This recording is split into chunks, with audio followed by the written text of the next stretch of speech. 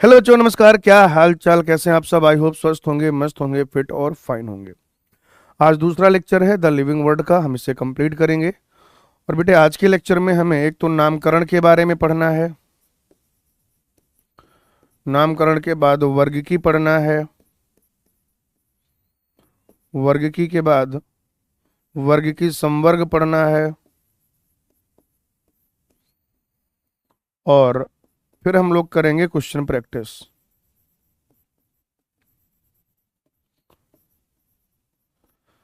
फिर हम लोग क्या करेंगे बेटा? क्वेश्चन प्रैक्टिस करेंगे।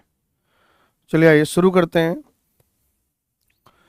क्या होता है बेटा, क्यों आवश्यकता पड़ी नामकरण की?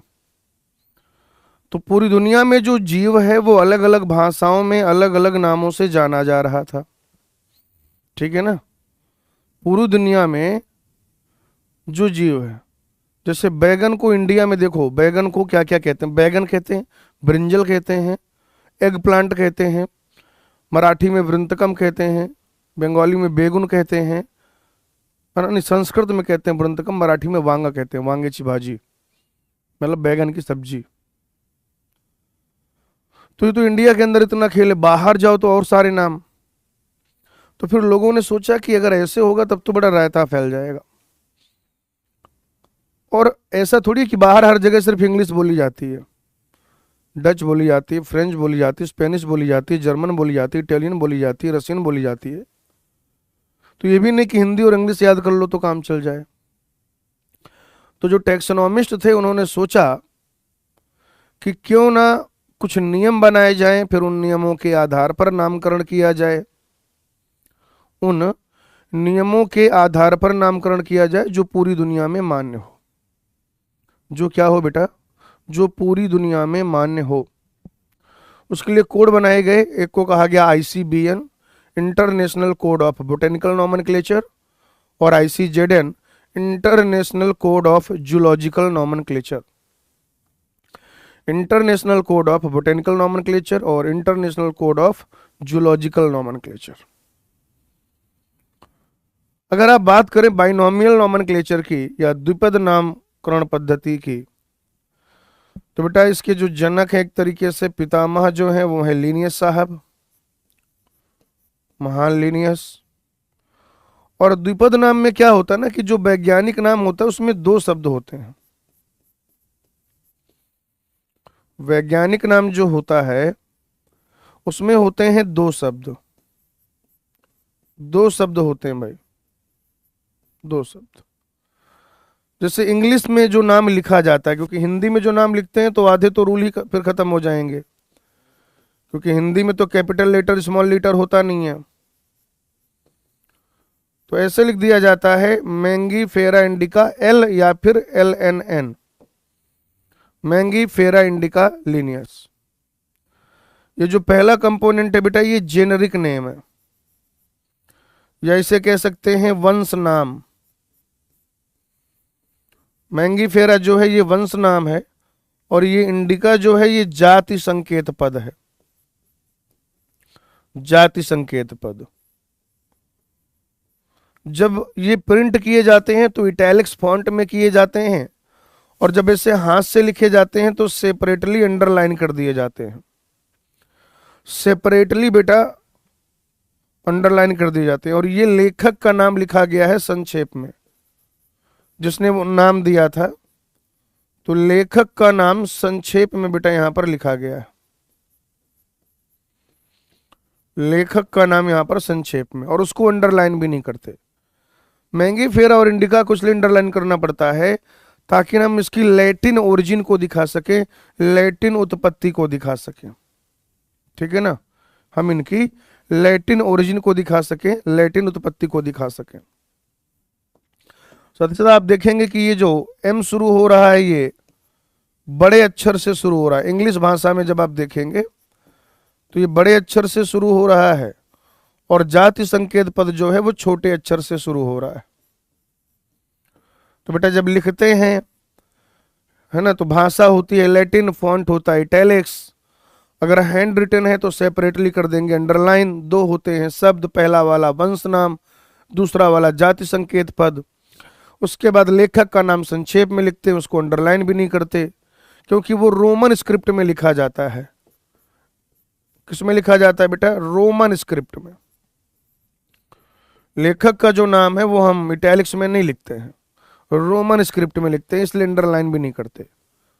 वंश नाम जो है वो कैपिटल लेटर से शुरू होता है, और जो जाति संकेत पद है वो स्मॉल लेटर से शुरू होता है। देखो यहां पर ये नाम है भाई, ये जो मैंने आपको सिखाया यही रूल है। कह रहे जैविक नाम प्रायः लैटिन भाषा में होते हैं और तिरछे अक्षरों में लिखे जाते हैं। कह रहे वो जो शब्द है उसका उद्भव चाहे किसी भाषा से हुआ हो, हिंदी से हुआ हो, संस्कृत से हुआ हो, स्पेनिश से हुआ हो, लेकिन उसका जो लैटिन वर्जन है वो प्रयोग किया जाएगा या फिर लैटिनाइजेशन कर दिया जाएगा। करें इन्हें लैटिनीकरण अथवा लैटिन भाषा का व्युत्पन्न समझा जाता है। मैंने बताया कि पहला शब्द वंश नाम होता है और दूसरा शब्द जाति संकेत पद होता है। मैंने ये आपको बताया कि जब हाथ से लिखते हैं तो दोनों शब्दों को अलग अलग रेखांकित करते हैं। छपाई में क्या किया जाता है? तिरछा लिखते हैं। क्यों ऐसा करते हैं? ताकि उनके लैटिन उद्भव के बारे में बताया जा सके। कह रहा जो वंश नाम को बताता है वह बड़े अक्षर में होना चाहिए, मतलब उसकी शुरुआत, पूरा नहीं, और जाति संकेत पद में जो पहला अक्षर है वो छोटा होना चाहिए। यही बातें तो मैंने आपको यहां पर बताई हैं, देखिए जरा, यही सारी बातें तो मैंने आपको यहां पर बताई हैं। ठीक है, इसको फटाफट से देखिए बेटा, आगे बढ़ेंगे। इसको जो है आप फटाफट से बढ़िए और पढ़िए, फिर आगे बढ़ेंगे।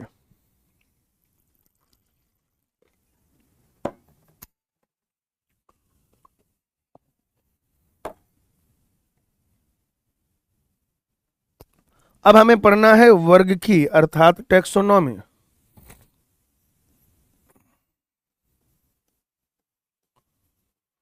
ठीक है ना, वर्ग की अर्थात टैक्सोनॉमी। बच्चों वर्गीकी के बारे में भी, या वर्गीकी का जो पितामह है, फादर ऑफ टैक्सोनॉमी, लीनियस को ही माना जाता है। लीनियस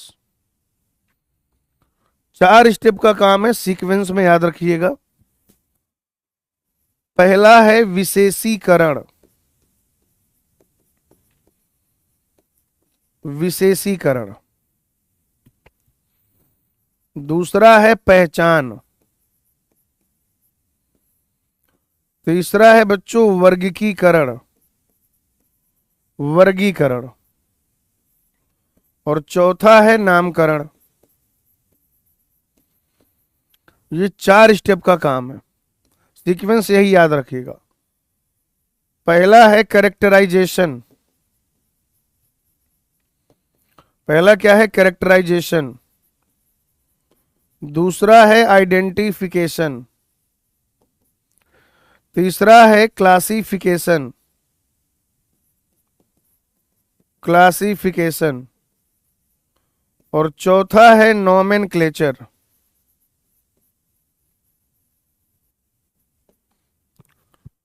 ठीक है भाई, कैरेक्टराइजेशन, आइडेंटिफिकेशन, क्लासिफिकेशन, नोमेनक्लेचर, ये 4 स्टेप का काम है। और ये आपको सीक्वेंस में याद रखना है, CICN।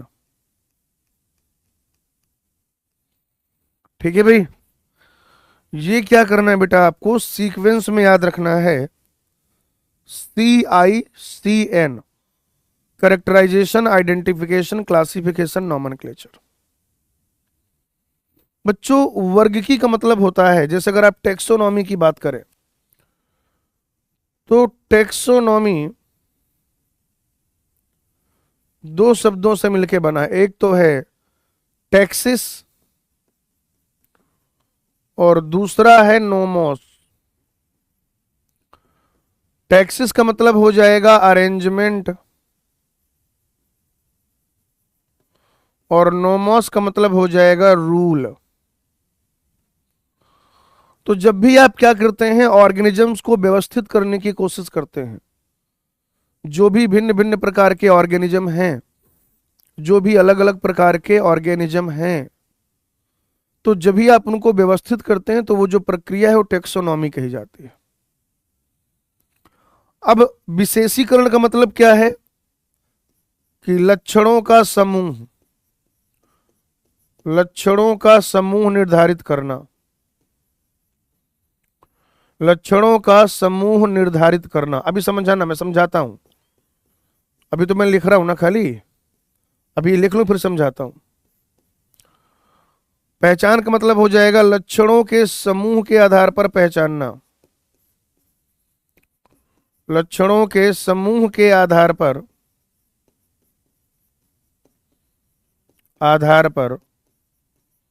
अज्ञात जीव को पहचानना,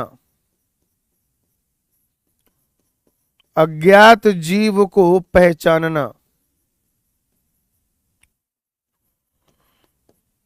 लक्षणों के समूह के आधार पर अज्ञात जीव को पहचानना।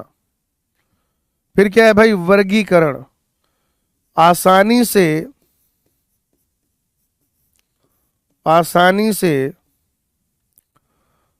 दृश्य लक्षणों के आधार पर, आसानी से दृश्य लक्षणों के आधार पर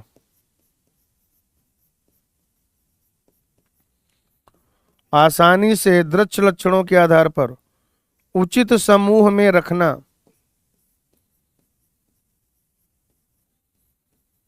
और भाई जब जाति और स्पीसीज पता, मतलब जब वंश नाम पता चल जाएगा तभी, जब तक भाई ये वंश और जाति नहीं पता है तब तक कैसे नाम देंगे आप। फिर आप कहेंगे कि अंतरराष्ट्रीय नियमों के अनुसार,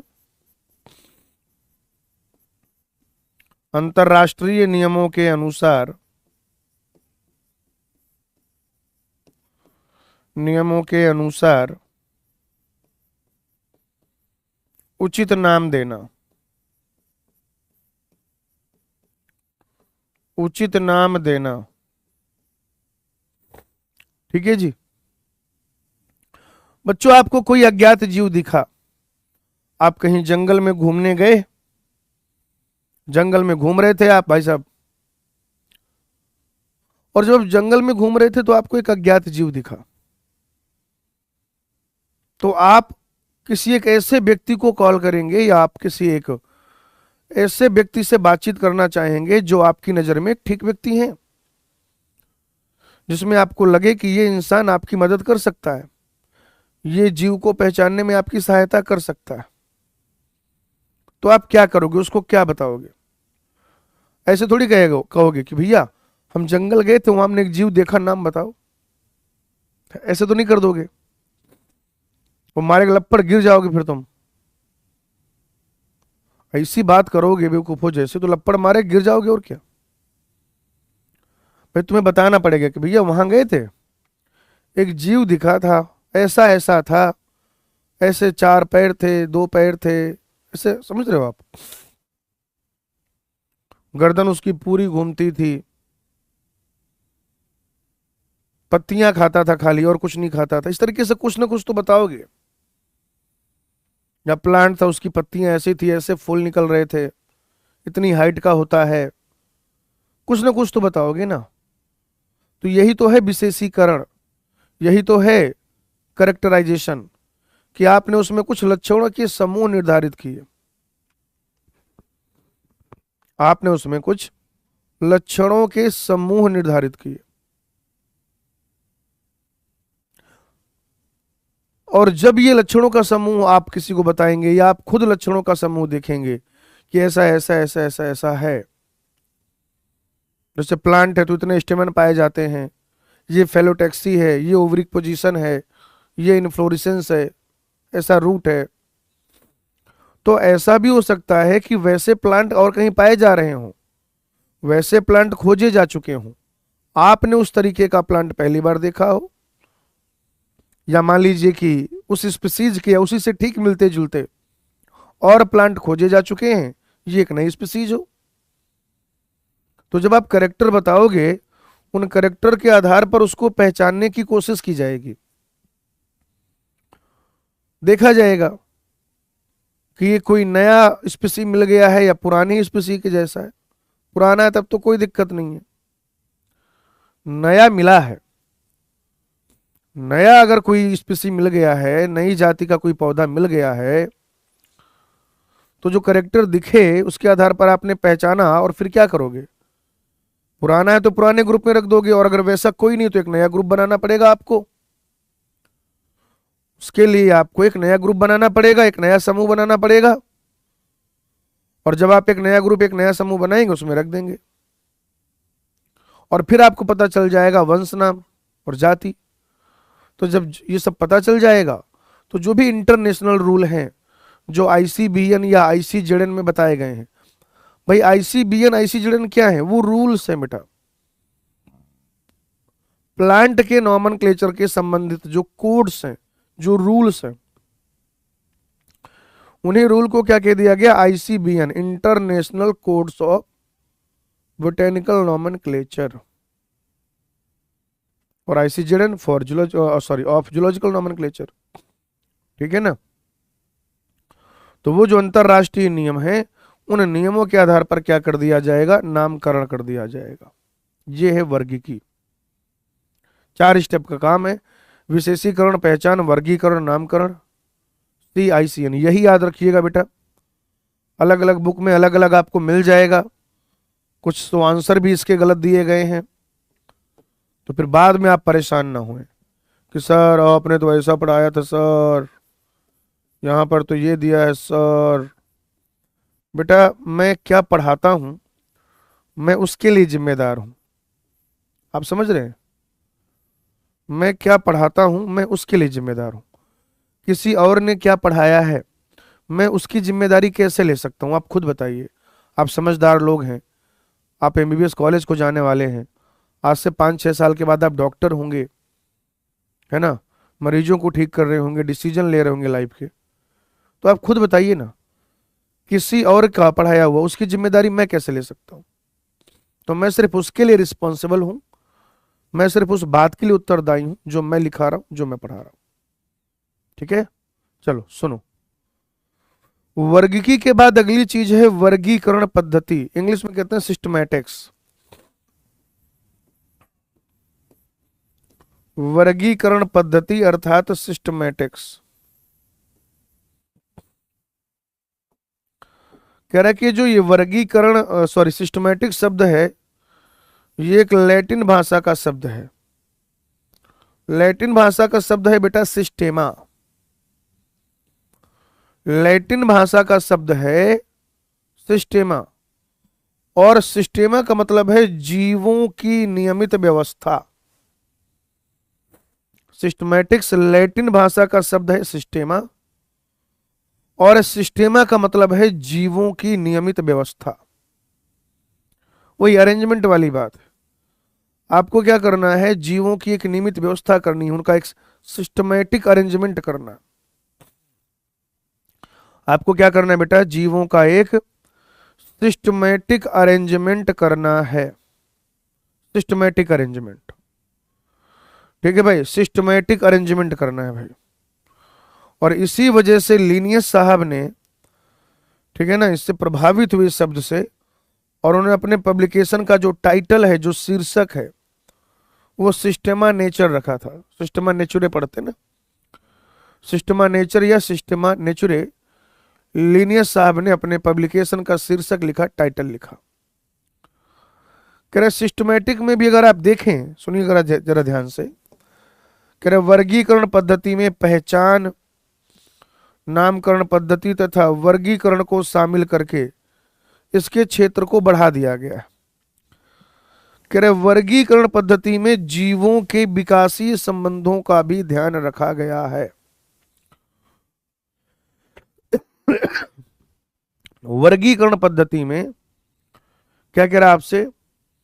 कह रहे वर्गीकरण पद्धति में जीवों के विकासीय संबंध का भी ध्यान रखा गया है।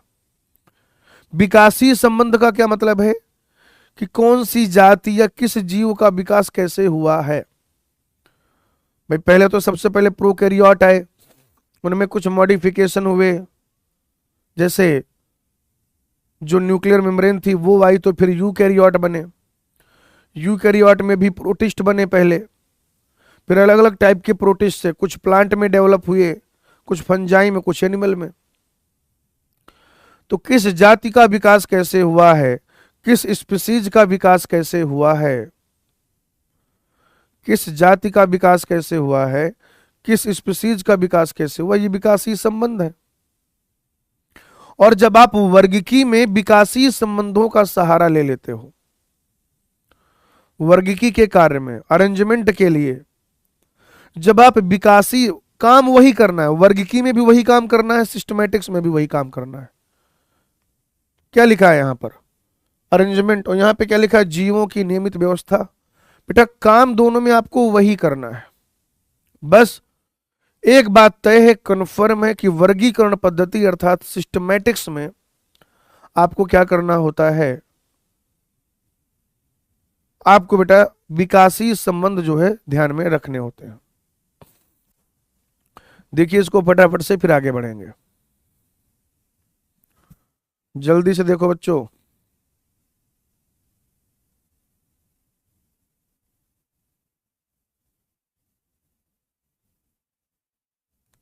चलिए मैं उम्मीद करता हूं कि आपने देख लिया होगा।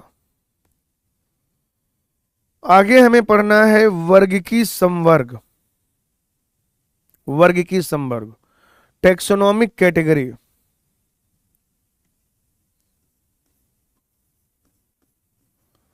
वर्ग की संवर्ग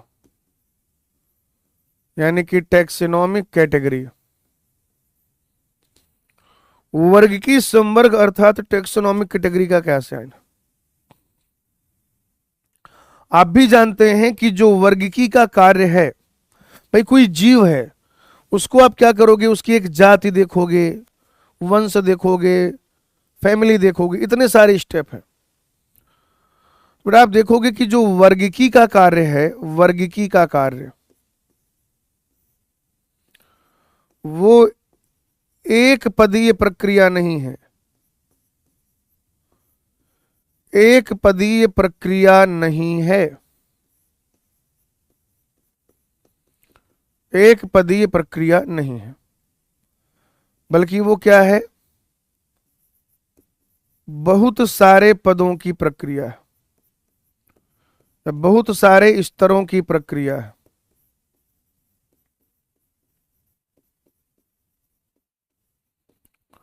और ये जो बहुत सारे स्तर वर्गीकी में यूज हो रहे हैं, इन्हीं को कह दिया जाता है वर्गीकी संवर्ग। इनको क्या कह दिया जाता है बेटा, वर्गीकी संवर्ग कह दिया जाता है। इन्हीं को क्या कह दिया जाता है, वर्गीकी संवर्ग। एक और शब्द है बेटा वर्गक, वर्गक है ना, टैक्सॉन कहते हैं बेटा सिंगुलर में, और अगर प्लूरल फॉर्म में लिया गया है तो टैक्सा कह देंगे।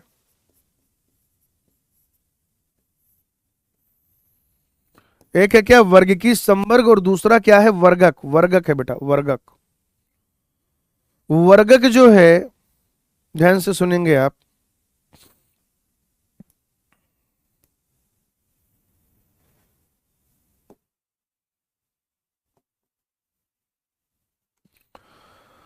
एक क्या है बेटा, वर्गीकी संवर्ग है, और दूसरा क्या है, वर्गक है, वर्गक। ठीक है ना, एक है वर्गीकी संवर्ग और दूसरा है वर्गक। वर्गक क्या है बताइए जरा। तो वर्गक आप कहेंगे कि कैटेगरी के लिए या वर्गीकी संवर्ग के लिए जो वैज्ञानिक नाम दिया जाता है, आप कहेंगे वर्गीकी संवर्ग के लिए, वर्गीकी संवर्ग के वैज्ञानिक नाम, वर्गीकी संवर्ग का जो वैज्ञानिक नाम है, जो वैज्ञानिक नाम दिया जाता है, उसे हम लोग क्या कह देंगे, वर्गक कह देंगे। और ये होता है यूनिट ऑफ टेक्सोनॉमी, यानी कि वर्गीकी की इकाई। वर्गक जो होता है यूनिट ऑफ टेक्सोनॉमी है, टैक्सॉन, वर्गीकी की इकाई। किसी भी स्तर का वर्गीकी संवर्ग हो, इधर देखो जरा ध्यान से, किसी भी स्तर का वर्गीकी संवर्ग हो, ठीक है ना, उसके लिए हम वर्गक जो है उसका जो एक वैज्ञानिक नाम है, भाई कुछ एक विशेषताएं जुड़ जाएंगी तो वैज्ञानिक नाम आ जाएगा। जैसे हमने कहा कि वर्गीकी संवर्ग में जगत, जगत। तो वर्गक क्या हो जाए, देखो जगत क्या है, वर्ग की समवर्ग है। किंगडम क्या है बेटा, वर्ग की समवर्ग है। किंगडम क्या है, वर्ग की समवर्ग। लेकिन जैसे अगर मैं कहूं मोनेरा, या जैसे अगर मैं कह दूं प्रोटिस्टा, है ना, तो ये क्या है, वर्गक है, वर्गक, वर्गक। या जैसे मैं कह दूं बेटा फाइलम, मैं क्या कह दूं, फाइलम। या जैसे यहां पे आप ले सकते हैं एनिमेलिया भी, कुछ भी ले सकते हो, तो मैं लिख रहा हूं, मुझे आगे एक सेटिंग करनी है इसलिए। फाइलम में आप ले लीजिए, जैसे आप ले लो बेटा ऑर्थोपोडा मोलस्का,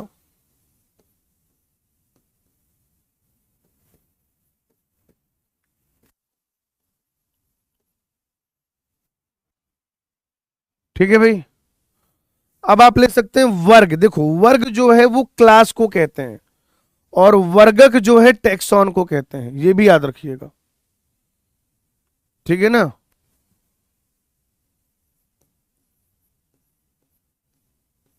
वर्ग यानी क्लास, जैसे आप कह सकते हैं स्तनधारी वर्ग, स्तनधारी वर्ग। फिर हो जाएगा गण अर्थात ऑर्डर, जैसे आपने ले लिया कार्निवोरा, है ना, इस तरीके से भाई। तो ये सब क्या है, वर्ग की संवर्ग है, और इनको कुछ विशेषताओं के साथ जो एक साइंटिफिक नाम दे दिया जाता है, जो वैज्ञानिक नाम दे दिया जाता है, वो है बच्चों वर्गक। वो क्या है भाई, वो वर्गक है, वर्गक है वो। अच्छा जी, अब यहां से आप क्या सीखे, इधर देखो जरा। जैसे अगर मैं कहूं तो मैं ऐसे कह सकता हूं ना कि मोनेरा प्रोटिस्टा तथा एनिमिलिया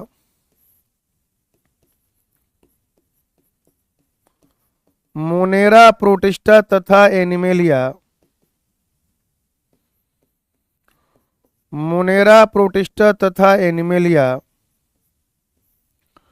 समान स्तर के वर्गक हैं।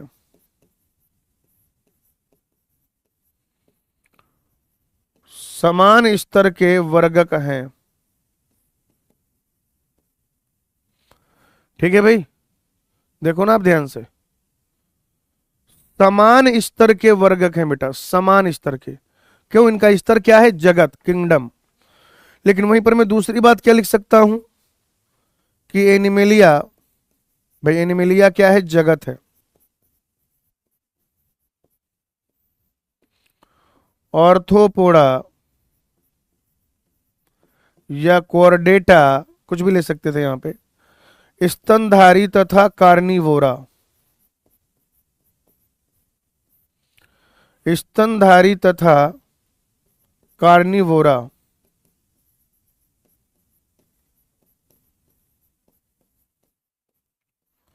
अलग अलग स्तर के वर्गक हैं।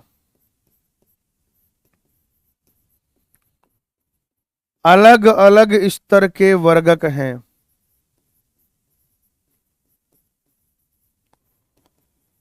अलग अलग स्तर के वर्गक हैं भाई। ये क्या है, तीनों जगत थे तो समान स्तर के वर्गक थे, taxa at the same level. और ये क्या है, ये अलग अलग जो स्तर हैं उनके वर्गक हैं, टेक्सा एट डिफरेंट लेवल।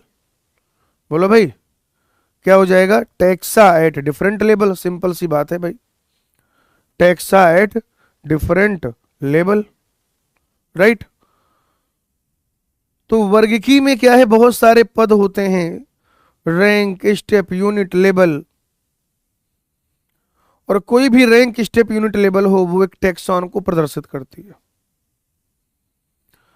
कोई भी रैंक, स्टेप, यूनिट, लेवल हो वो क्या करता है, वो टैक्सॉन को प्रदर्शित करता है।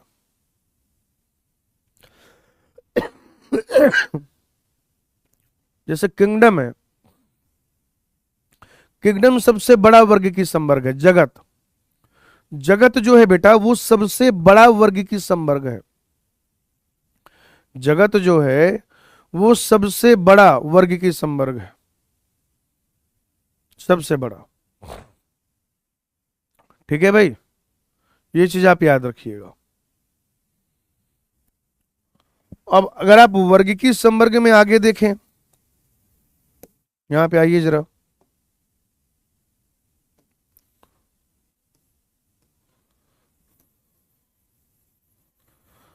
बेटा एक होते हैं ऑब्लिगेट कैटेगरीज,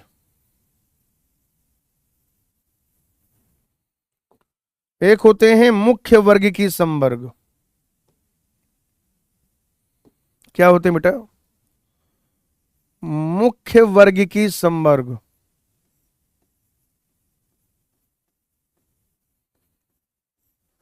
मुख्य वर्ग की संवर्ग, या इन्हीं को कहा जा सकता है ऑब्लिगेट कैटेगरी।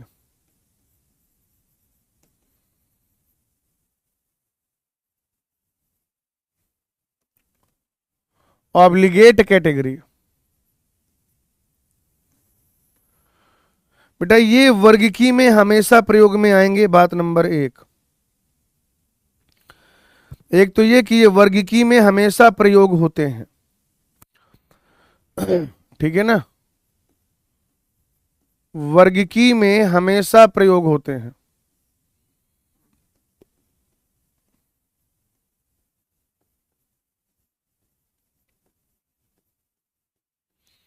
वर्गीकी में हमेशा प्रयोग किए जाते हैं। कितने होते हैं? ये 7 होते हैं बेटा, 7। कौन कौन सा? जगत, ठीक है ना। जगत के बाद अच्छा यहां पर आप देखिएगा दो चीजें लिखी हुई हैं, संघ अथवा भाग, फिर है आपका वर्ग, फिर है गण, फिर है कुल, फिर है वंश और जाति। अब अगर आप इसको क्या करेंगे, गिनेंगे तो देखो कितना है, 1 2 3 4 5 6 7 8। गिनने पर ये 8 आ रहा है आपको कि सर ये तो गिनने पर 8 आ रहा है सर, और आप कह रहे हो कि ये 7 होते हैं। बेटा प्लांट का जब आप क्लासिफिकेशन करते हैं तो ये 7 चीजें यूज में आती हैं, और एनिमल का जब आप क्लासिफिकेशन करते हैं तो ये 7 चीजें यूज में आती हैं। यानी संघ जो है, फाइलम, संघ यानी कि फाइलम, वो प्राणियों के वर्गीकरण में प्रयोग होता है, और भाग जो है वो पादप के वर्गीकरण में प्रयोग होता है। तो जगत, संघ, वर्ग, गण, कुल, वंश, जाति, बेटा ये प्रयोग होंगे कहां पर? प्राणी में। और जगत, भाग, भाग बोला था ना, पहले संघ बोला था, जगत, भाग, वर्ग, गण, कुल, वंश, जाति, ये यूज होंगे पादप में। ठीक है, चलिए अगली चीज है बच्चों, उपवर्ग की संवर्ग।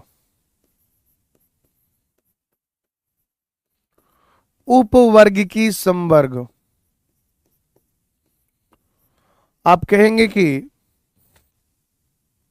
सब कैटेगरी, सब कैटेगरी,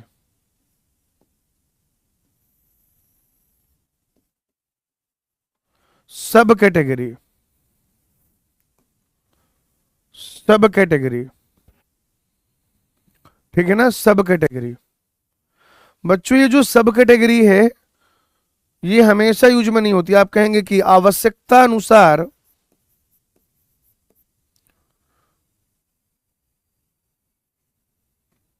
आवश्यकता अनुसार वर्ग की विध, आवश्यकता अनुसार वर्ग की विध इनका प्रयोग करते हैं। इनका प्रयोग बेटा जरूरत पड़ने पर किया जाता है।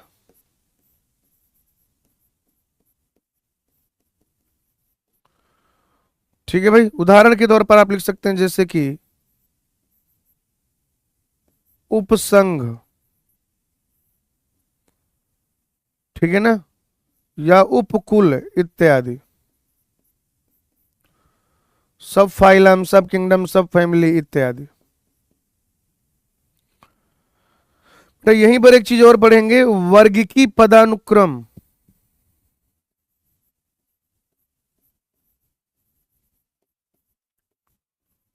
वर्गीकी पदानुक्रम, वर्गीकी पदानुक्रम यानी कि टेक्सोनोमिक हायरकी। टेक्सोनोमिक हायरकी, और ये टेक्सोनोमिक हायरकी क्या होता है? आप कहेंगे वर्गीकी संवर्गों को,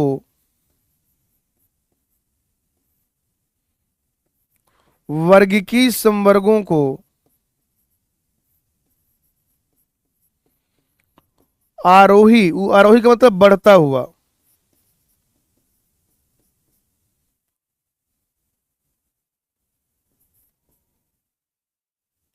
बढ़ता हुआ क्रम, वर्गीकी संवर्गों का आरोही यानी कि बढ़ता हुआ क्रम। देखो बढ़ता घटता कुछ भी हो सकता है, लेकिन एनसीईआरटी ने बढ़ता हुआ लिया तो अपन भी बढ़ते हुए के हिसाब से चलेंगे। एनसीईआरटी ने बढ़ता हुआ लिया तो अपन भी क्या करेंगे, बढ़ता हुआ क्रम लेंगे।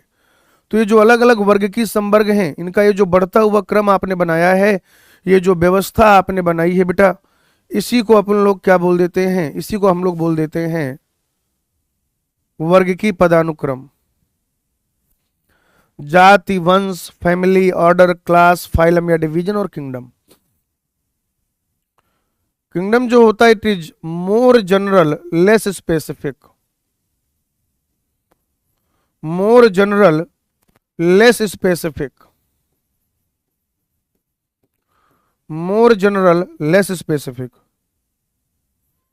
जाति जो होती है लेस जनरल मोर स्पेसिफिक। मतलब समझो आप इस बात का, मैं क्या कहना चाह रहे हैं आपसे। आप कोई दो ऑर्गेनिज्म ले लो जिनका सिर्फ किंगडम सेम है, जैसे आप और स्पंज, जैसे बेटा आप और स्पंज, आप और हाइड्रा। तो आप बताओ कोई भी दो जीव जिनका केवल किंगडम सेम है, जो जगत के स्तर पर एक समान है, यानी वो सिर्फ एनिमल किंगडम के हैं, बाकी फाइलम आइलम सब अलग है, तो उनके जो विशेष गुण हैं वो मिल रहे होंगे, जो सामान्य गुण हैं वो मिल रहे होंगे। बताइए, उनके विशेष गुण मिल रहे होंगे या फिर उनके सामान्य गुण मिल रहे होंगे? बताइए मुझे, उनके विशेष गुण मिल रहे होंगे या फिर सामान्य गुण मिल रहे होंगे? बेटा जल्दी से बता दो मुझे। तो आप कहोगे सर अगर सिर्फ किंगडम सेम है तो सामान्य गुण मिलेंगे, कि सेल वॉल नहीं है, हेट्रोट्रॉफ है, यही सब तो वही लिखा है कि ये मोर जनरल लेस स्पेसिफिक। लेकिन ये जनरल नहीं होते, अगर दो लोगों की जाति समान है तो बहुत ज्यादा स्पेसिफिक हो जाता है मामला मेरे भाई, मामला जो है बहुत ज्यादा स्पेसिफिक हो जाता है, याद रखें आप लोग। अब जैसे जब आप ऐसे नीचे से ऊपर की ओर जाते हैं, जब आप नीचे से ऊपर की ओर जाते हैं इधर, तो बेटा जीवों की संख्या बढ़ती है,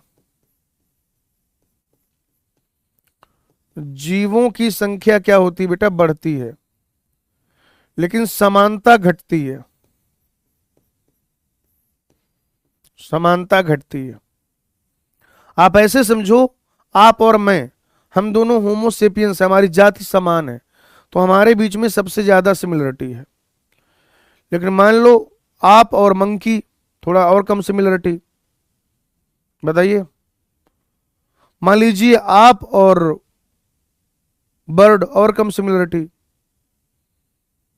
है ना, आप और ऑक्टोपस, और कम सिमिलरिटी। तो आप क्या देख रहे हैं कि दो जीव जिस लेवल पे समान है, हालांकि सबसे ज्यादा समानता तो जाति के स्तर पे मिलेगी, जो सबसे छोटी इकाई भी है। जाति जो है सबसे छोटा वर्ग की संवर्ग है, सबसे छोटी इकाई, सबसे छोटा वर्ग की संवर्ग, सबसे छोटा स्तर। और उसी हिसाब से किंगडम क्या हो जाएगा, सबसे बड़ा वर्ग की संवर्ग। तो बात यह है कि सर्वाधिक समानता अगर आप जाति के स्तर पर हैं, दो जीव तो होगी। बाकी मान लो जाति अलग अलग है, वंश समान है, एक वंश की दो जातियां, स्पीसीज वन स्पीसीज टू, तो उनके बीच में जो सर्वाधिक समानता मिलेगी वो वंश के स्तर पर मिलेगी। तो जो जीव जिस स्तर पे समान होते हैं, जैसे किंगडम सेम है, फाइलम सेम है, क्लास सेम है, ऑर्डर अलग अलग है, क्या सेम है? क्लास। तो सबसे ज्यादा समानता क्लास के स्तर पर। जगत सेम है, संघ सेम है, वर्ग समान है, गण समान है, फैमिली अलग अलग है, तो सबसे ज्यादा समानता गण के स्तर पर। सारा ही समान है, जाति भी समान है, तो जब दो जीवों की जाति समान होती है तो उनके बीच में समानता सर्वाधिक होती है। ये देखिए भाई, इसको देख लीजिए, फिर एक एक करके पढ़ेंगे। इसको आप देख लीजिए, फिर एक एक करके पढ़ेंगे आप। चलो, अब हमें पढ़ना है स्पीसीज यानी कि जाति के बारे में। कह रहे जीवों का वर्ग जिनमें मौलिक समानता होती है। मौलिक समानता का मतलब क्या हो जाएगा? सेम मॉर्फोलॉजी, मेन तो यही चक्कर है, सेम मॉर्फोलॉजी है, उसे क्या कह दिया जाएगा? स्पीसीज कह दिया जाएगा। लिखा भी है, कह रहा कि हम एक किसी भी स्पीसीज को उसमें संबंधित समीपस्थ स्पीसीज से उसके आकार की भिन्नता के आधार पर एक दूसरे से अलग कह सकते हैं या अलग कर सकते हैं। एक स्पीसीज के मेंबर वो एक जैसे दिखाई देंगे, दूसरे स्पीसीज के मेंबर वो आपस में एक जैसे होंगे, लेकिन ये दोनों आपस में अलग अलग होंगे, है ना। तो मॉर्फोलॉजी के आधार पर ही आप उन्हें अलग अलग कह सकते हो। जैसे मैंगीफेरा इंडिका, मैंगीफेरा इंडिका क्या हो जाएगा भाई? तो मैंगीफेरा इंडिका हो जाएगा आम। या जैसे आपने कहा पैंथेरा लियो,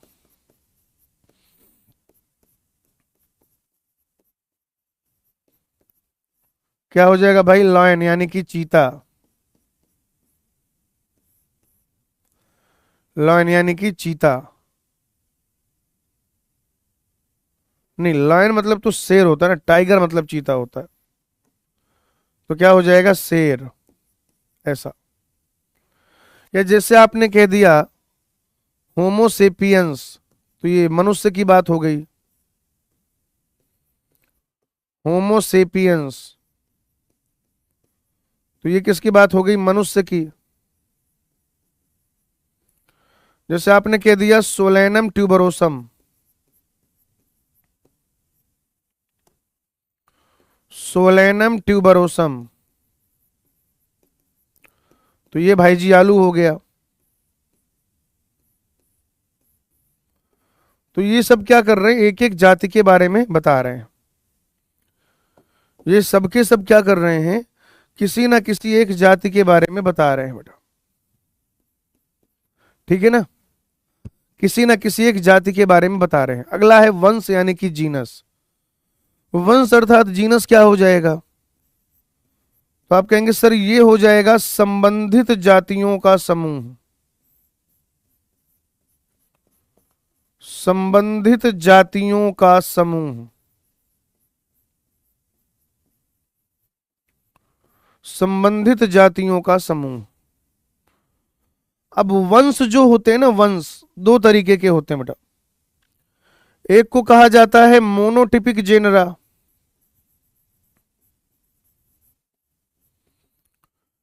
ऐसे वंश, वंश जिनकी एक ही स्पीसीज हो, वंश जिनकी, वंश जिनकी एक ही स्पीसीज हो, उसको क्या कहते हैं बेटा? Monotypic genre.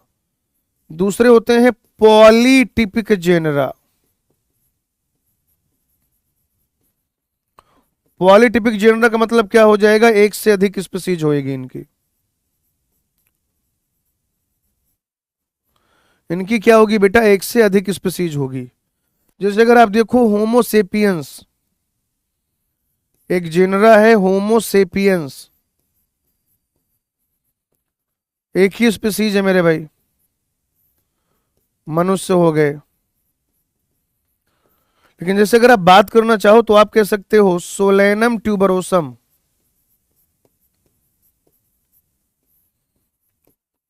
Solanum tuberosum. और ये जो सोलेनम ट्यूबरोसम है ना, ये आलू है भाई। क्या है? आलू। या ऐसे ही आप कह सकते हो सोलेनम नाइग्रम। मकोई है भाई ये। आप देख रहे हो सोलेनम के एक से अधिक स्पीसीज हो गई। या आप कह सकते हो सोलेनम मेलोंजीना।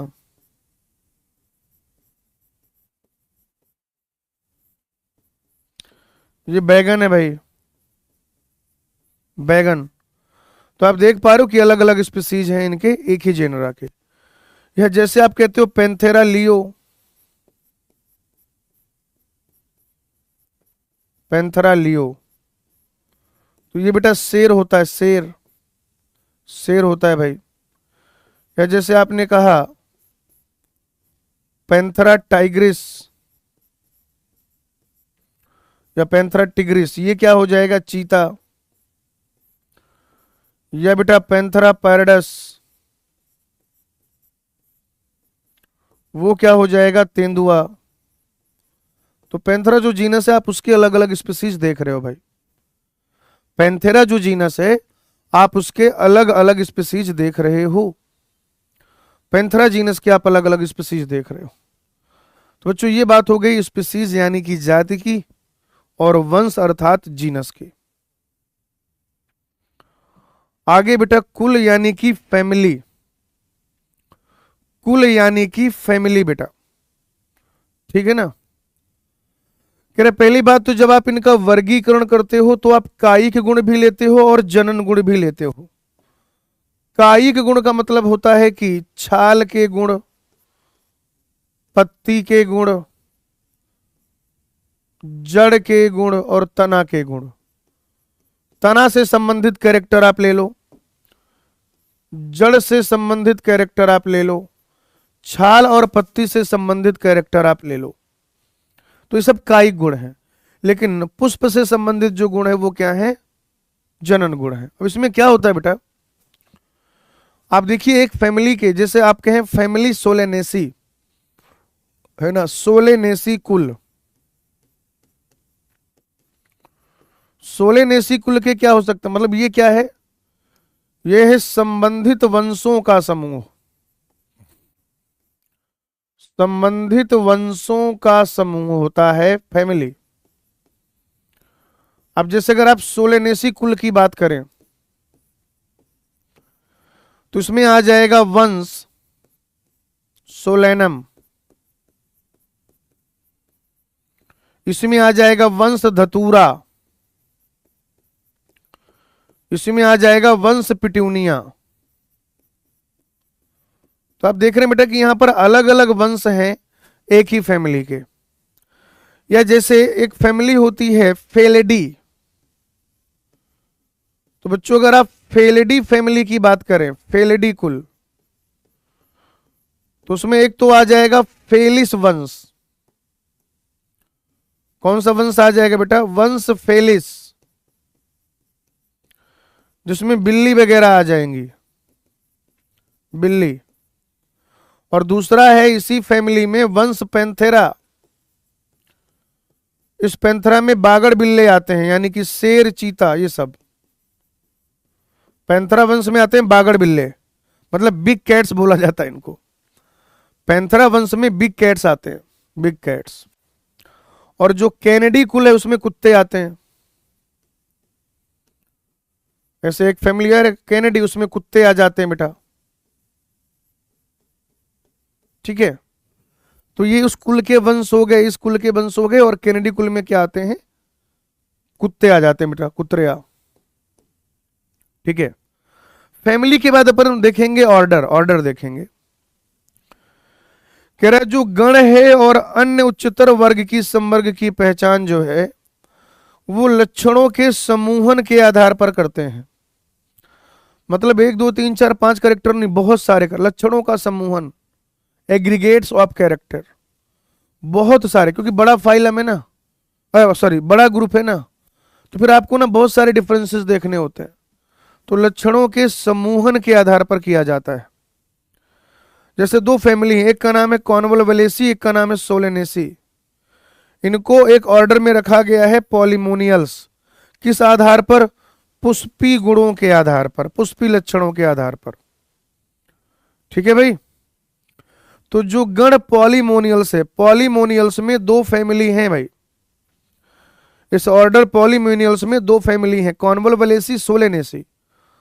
और ये किस आधार पर रखे गए हैं? पुष्पी लक्षणों के आधार पर रखे गए हैं बेटा। जैसे कार्निवोरा गण में फेलिडी को रखा गया और केनेडी को रखा गया है। तो फेलिडी में क्या क्या आ जाएंगे? फेलिस और पैंथरा। और केनेडी में आ जाएंगे कुत्ते, यानी कि बिल्ली, शेर, चीता, कुत्ते। कौन से ऑर्डर में है? कार्निवोरा ऑर्डर में। कौन से ऑर्डर में रखे गए हैं बेटा? तो आप कहेंगे सर वो रखे गए हैं ऑर्डर कार्निवोरा में। कौन से ऑर्डर में बेटा? ऑर्डर कार्निवोरा में। चलो भाई, अब हमें वर्ग अर्थात क्लास की बात करनी है बेटा। अब हमें बात करनी है वर्ग अर्थात क्लास की।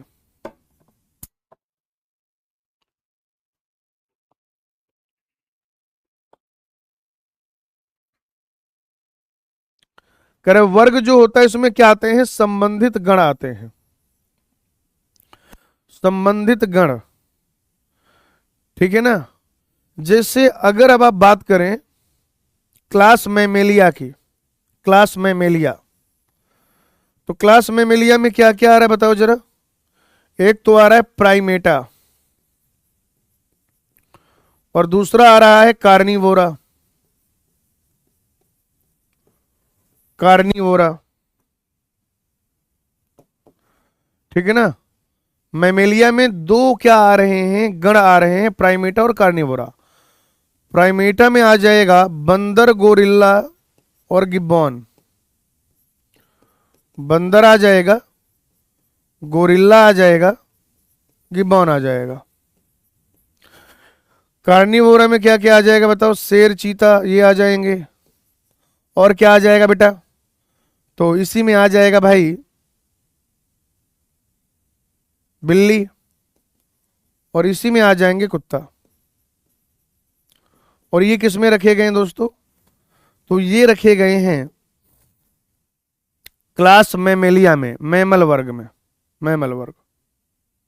ठीक है ना।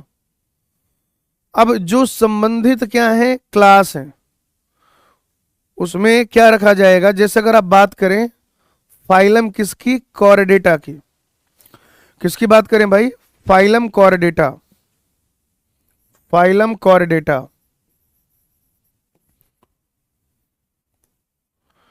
फाइलम कॉर्डेटा, उसमें क्या क्या रख दिया गया बताओ जरा। तो उसमें रखे गए हैं पाइसेज यानी कि fishes, amphibians, reptiles, birds and mammals. और ये किस आधार पर रखे गए हैं? तो बात नंबर एक कि पृष्ठरज्जु पाई जा रही है, और दूसरा पृष्ठीय खोखला तंत्र पाया जा रहा है। तो फाइलम कॉर्डेटा में एप्स हैं, पाइसेज हैं, रेप्टाइल्स हैं, एम्फीबियंस और मैमल्स है। और इनका करेक्टर कौन सा था? मेन क्या सिमिलरिटी थी? एक तो इनमें नोटोकॉर्ड पाया जा रहा था, पृष्ठरज्जु पाया जा रहा था, और दूसरा डोर्सल हॉलो न्यूरल सिस्टम, पृष्ठीय खोखला तंत्रिका तंत्र। ये तो जंतुओं की बात हो गई। ऐसे ही अगर पौधों में बात करो तो पौधों में कहां पे रखे जाते हैं? ये संघ में नहीं, डिवीजन अर्थात भाग में रखे जाते हैं। पौधों के लिए क्या यूज होता है बेटा? डिवीजन अर्थात भाग यूज में लिया जाता है। और जो संबंधित संघ हैं या जो संबंधित भाग हैं उन्हें रख दिया जाएगा किंगडम में। जो संबंधित संघ या भाग है उन्हें किंगडम में रख दिया जाएगा। इसको फटाफट से देखिए बेटा।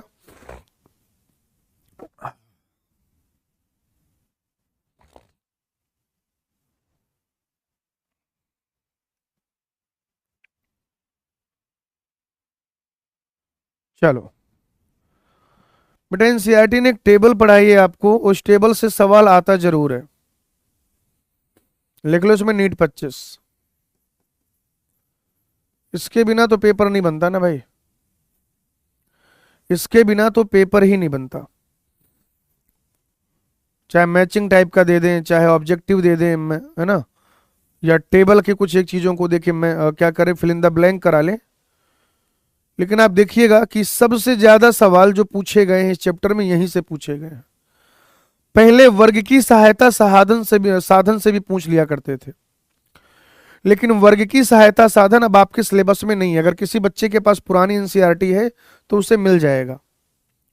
अगर किसी बच्चे के पास क्या है, पुरानी एनसीईआरटी है, तो पुरानी एनसीईआरटी में क्या हो जाएगा, मिल जाएगा उसे वर्ग की सहायता साधन। लेकिन नहीं पढ़ना है, वो नहीं पूछा जाएगा आपसे। वर्ग की सहायता साधन जो है वो आपसे नहीं पूछा जाएगा, ठीक है ना। हाँ, लेकिन ये टेबल बहुत इंपॉर्टेंट है। जैसे इसमें 4 जीवों की बात की गई है, मानव की बात की गई है, घरेलू मक्खी की, आम की और गेहूं की।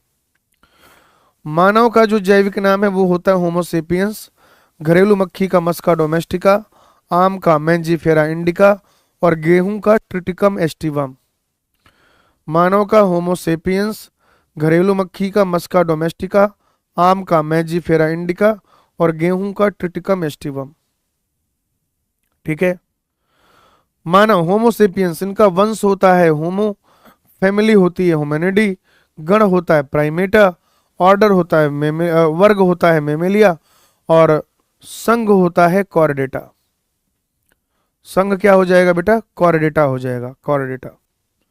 घरेलू मक्खी मस्का डोमेस्टिका जो है इसका साइंटिफिक नेम है, बायोलॉजिकल नेम है। मस्का इसका वंश है, म्यूसेडी या मस्केडी इसका कुल है, डिप्टेरा इसका गण है, इंसेक्टा इसका वर्ग और ऑर्थोपोडा इसका संघ। फिर बच्चों आम मैंजीफेरा इंडिका बोलेंगे, ठीक है। ये देखो पादप जो कुल है ना उनमें एसी लगा दिया जाता है, पादप कुलों के पीछे क्या लगा रहता है, एसी। और पादप में जो गण है वहां पे क्या लगा रहता है, एल्स, ठीक है ना। तो मैंगो की जो फैमिली है एनाकार्डियेसी, ऑर्डर सेपनिडेल्स, क्लास डाइकॉट और भाग हो जाएगा एंजियोस्पर्म। भाग क्या हो जाएगा, एंजियोस्पर्म।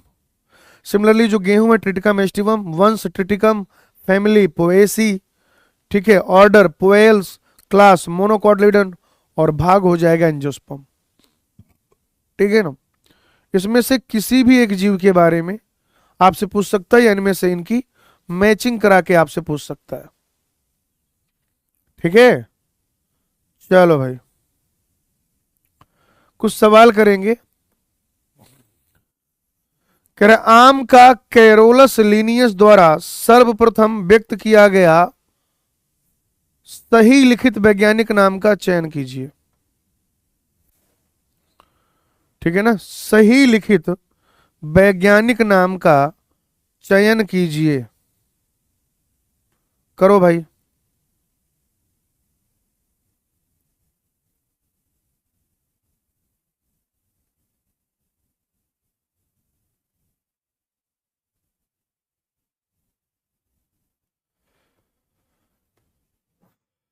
देखो इसमें तो क्या है, इटैलिक्स में नहीं लिखा इसलिए ये गलत है, और दोनों कैपिटल भी हैं।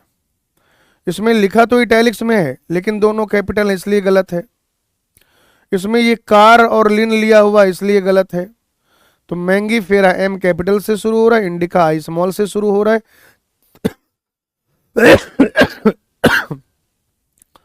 लैटिन उद्भव को बताने के लिए तिरछा तिरछा लिखा है। और वैज्ञानिक का नाम शॉर्ट में लिखा है और रोमन स्क्रिप्ट में लिखा है। ये हो जाएगा सही आंसर। अब आपको क्या करना है, मैच द कॉलम कर लेना है, कॉलम मैच कराना है भाई, ठीक है। तो यहां पर कुल यानी कि फैमिली क्या हो जाएगा, सोलेनेसी, ए का टी, दो ऑप्शन में ये दोनों होने से रहे।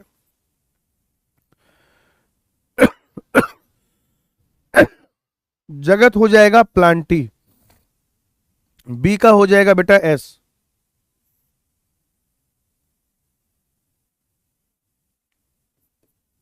आंसर हो जाएगा सेकंड। आगे देखो, समान जीवों का समूह। अच्छा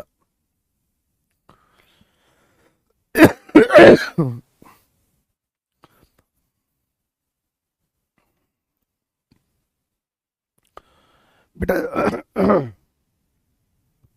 समान जीवों का जो समूह है समान जीवों का समूह, वो तो जाति हो जाएगा, जाति। कुल जो होता है वो संबंधित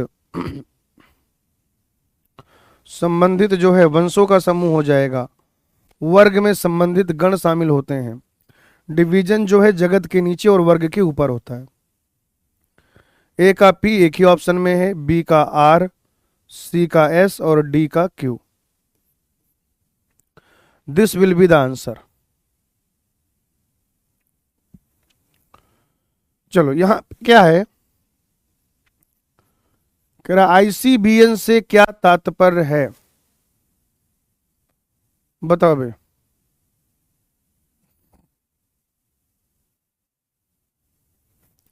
तो नेमिंग वाला ये दोनों वैसे ही गलत हो गया।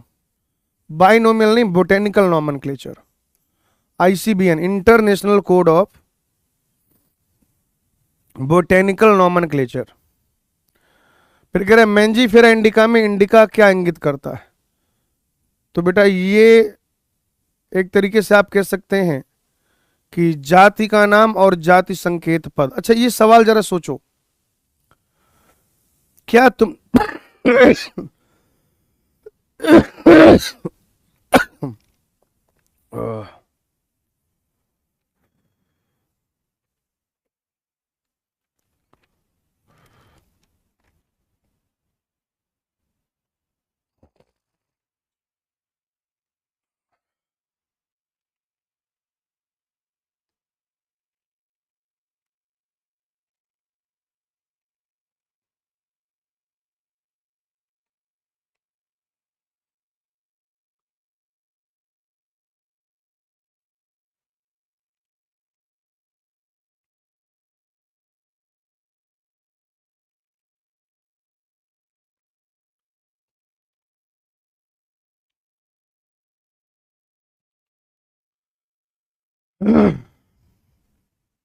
भाई इसको करेंगे, ठीक है। चैप्टर इससे पूरा हो गया है।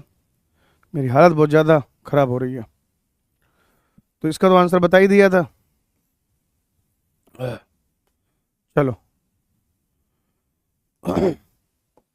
अगला क्या था बेटा, ICZN। ICZN क्या है, कह रहा है international code of zoological nomenclature. हाँ यही सही है, ये गलत है, कोडिंग गलत है, इनब्रीडिंग गलत है। कह रहा है सजीवों को नाम देने की प्रक्रिया कहलाती है, बताइए भाई। तो सजीवों को नाम देने की प्रक्रिया क्या कहलाती है, नामकरण कहलाती है बच्चों। सजीवों को नाम देने की जो प्रक्रिया है वो नामकरण कहलाती है। द्विपद नामकरण में किसी जीव का नाम शामिल होता है, एक वैज्ञानिक एक सामान्य, वंश एवं जाति का नाम, दो वैज्ञानिकों द्वारा, एक लैटिन दूसरा सामान्य। नहीं, सेकंड ऑप्शन सही है भाई, सेकंड ऑप्शन सही है। मैं आपको होमवर्क दे रहा हूं, अब आप इसके जो भी एक्सरसाइजेज हैं वो पूरे कर लीजिएगा। एक्सरसाइज 1,